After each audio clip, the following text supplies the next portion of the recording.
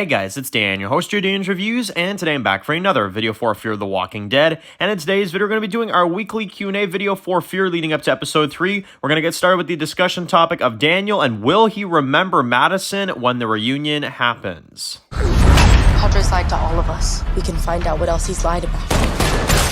We'll let the commander decide. Who's the commander? No more hiding behind the mirror. Time to tell the truth. Alright guys, this one's going to be doing another video today. This one's going to be doing another video for Fear the Walking Dead. And in today's video, we're going to be doing our weekly Q&A video for Fear the Walking Dead. We're going to go through all your Q&A comments and questions for this week. I decided we would do it today just mainly because of the fact that Fear the Walking Dead is still a few days away. And I do have a few other videos for the Daryl Show and Dead City that I did want to get to later on this week. And a few other videos that you guys suggested. So I was like, okay, we'll do the Q&A today. I've got, all the comments already from you guys. And then we will go ahead and do a few other videos that I wanted to do before episode 3 airs later on this week, like a video for Dead City, video for the Daryl Show, so, expect those over the next couple days. But anyway, let's get into this Q&A video for this week. So, getting started with, Marcel, who says, Dan, do you think that Daniel will remember who Madison is when the reunion happens? Do you think that Daniel will remember who she is, or do you think it's going to be a scenario where he's like, you look familiar. Have I seen you before? Ophelia! Is Ophelia in the Abigail? Yeah, so, yeah, do you think that Daniel will actually remember? So, man, I have low hopes for Daniel. I really do. I mean, let me just specify. I love Daniel's character. I really, really do. I know not everybody does, but I love Daniel's character. But before what they did with him in, the Ian and Andrew stuff, right? Back in the Dave Erickson era, I loved his character. I thought he was a straight, just badass. He was a great character. If you guys remember 304, the great Daniel episode from season 3 at the dam and stuff like that with that guy, what the hell was his name? Dante. There was a lot of really great stuff with him, but ever since Ian and Andrew took him over, they turned him into this goofball. They turned him into this guy that doesn't remember anything, and he still thinks that Ophelia is alive and she's waiting for him and stuff. Just a lot of really bad writing decisions. Now, will Daniel remember Madison? I think he will, because I don't think they're that terrible, although, again, I have to remember who I'm talking about here. But I just hope he remembers Madison, you know what I mean? Because, then again, though, he didn't remember who the hell Luciana was in season 7, episode 11, so maybe he won't remember Madison, right? But, I don't know. I want to believe that he's going to remember who Madison is. They're sitting there, they're kind of, like, smiling in the trailer, they're, like, kind of talking to each other. I feel like Daniel must remember her, you know what I mean? Like, I don't know. If he thinks Ophelia is still around, then maybe he can remember Madison too, you know what I mean? Because that's where Ophelia, was the closest to when she wasn't with Daniel, she was hanging out with Madison and, that sort of thing. So, I don't know. I feel like Daniel might remember Madison. I want to believe that he will remember her, and I think I'm going to go with that, to be honest, but I don't know. I would like to believe he will, but I'm not 100% sold on that. But, yeah, honestly, it wouldn't surprise me if it went the other way, too, and he's like, Madison? Who's Madison? You look familiar, right? I don't remember you, Friggin' ridiculous.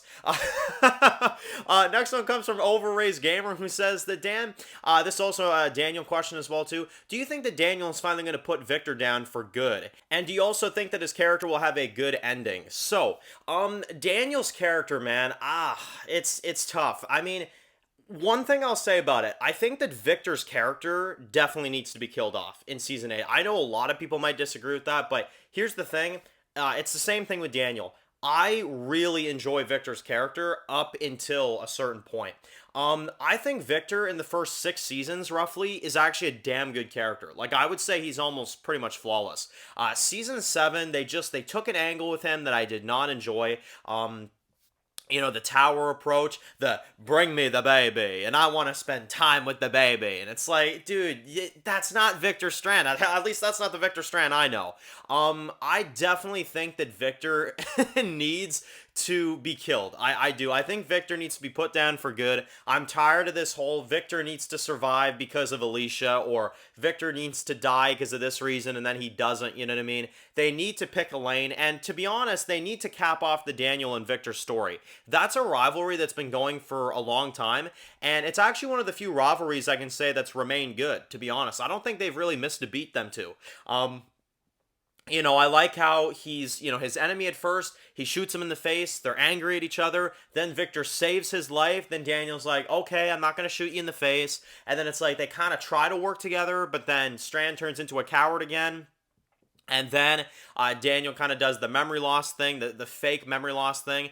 And they've got a little bit of a rivalry going on there. And then in season 7, they kind of face off again and stuff like that. And Daniel is lied to by Victor, being told that Ophelia's on the top floor. And you got like Daniel who's like, I am finished with you. They had a lot of really, really good stuff. I can actually say throughout the Ian and Andrew era of Fear, that might actually be one of the few things that they didn't really screw up on that bad, is Daniel and Victor. I still feel like their rivalry, when it's there, it's really good.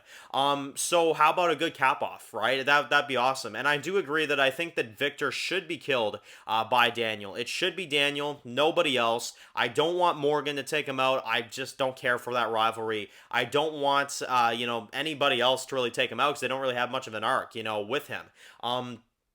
And Alicia's not around anymore. So Daniel taking out Victor, I think, would be perfect. Now, to answer your second question, do I think that Daniel will have a good end to his character? I hope so, man. I really do, because honestly, it really sucks that Daniel is this guy that just forgets everything.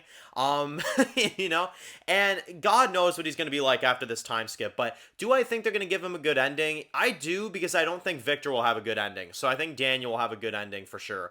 I think Madison is the biggest one right now. That's the more, is she going to have a good ending? Daniel, I think he'll end just fine, to be honest. I think he'll have a fine ending. But Victor, yeah, he needs to cap him. That's all there is to it. He needs to take him out immediately. Next one comes from Michael, who says that, Dan, do you think we're actually going to see how Madison survived the stadium?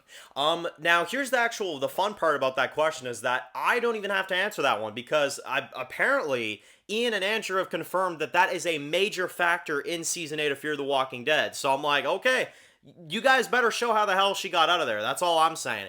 Madison, how she escaped the stadium, real footage, not just telling us with words, actually show us how the hell she got out of there and how Padre took her captive.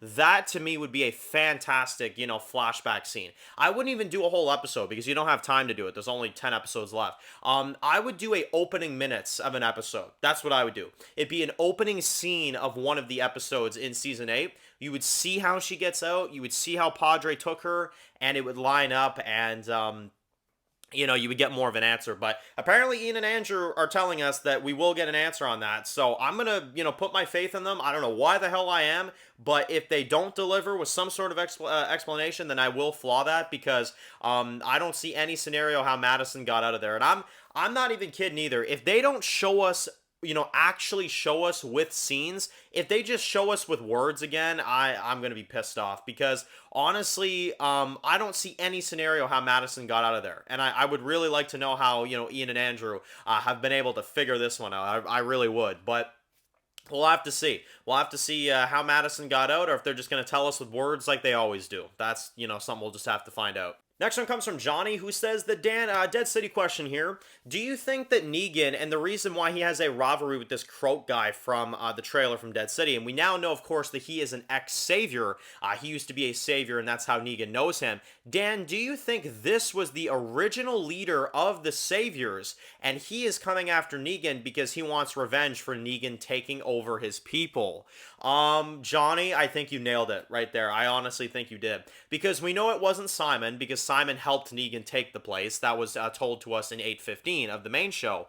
I think Johnny has absolutely nailed it on this one. I really do, guys. I'm actually curious to know if you guys think the same thing.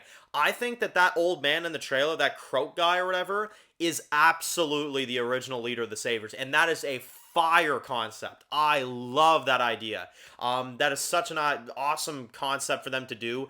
Meet the original leader of the Saviors and be like, that was my group you took over. Those were my people. And now we're going to see how savage the, Saviors could have been being led by this guy. It's perfect. It's absolutely perfect.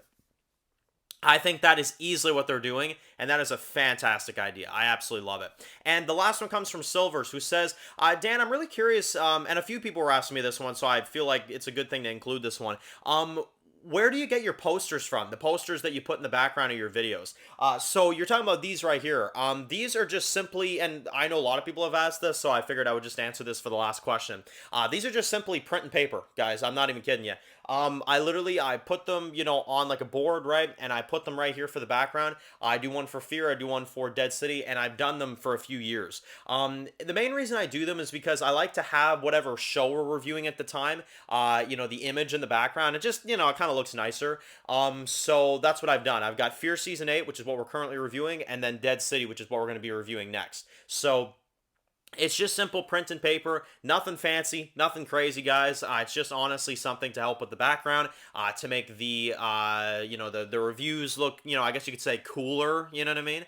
And I don't know, I actually, I think they look pretty good in the background. They definitely make the background pop a little bit, with the pops, but, yeah, the background, I love this background. I mean, I've had this for many years. We've got like the Funko Pops of Walking Dead. We got a poster there, got the McFarlane action figures and stuff like that. You got like a proto or like a fake red machete back there, and you've got the posters right here. So yeah, this is honestly like my favorite space I've ever filmed videos in. Because I've had a few locations over the years that I've filmed videos in this room, but I feel like this is my favorite. I know a lot of you guys seem to enjoy the background as well too, so I've kind of stuck with this one for a few years, and yeah, I quite enjoy it. But yeah, that's how the posters are made. Simply just, print paper, and you're done, pretty much. So anyway, that is it for this video, guys. Thank you all so much for the questions. Of course, we will do another one of these next week after episode 3. We'll get your feedback on that episode as well, too. Sounds like episode 2 was a very, very major success, and a lot of people are excited for episode 3, so very excited as well. A couple more days, but until then, we're going to do some more Walking Dead content. We got some stuff for Daryl Dixon that I wanted to talk about,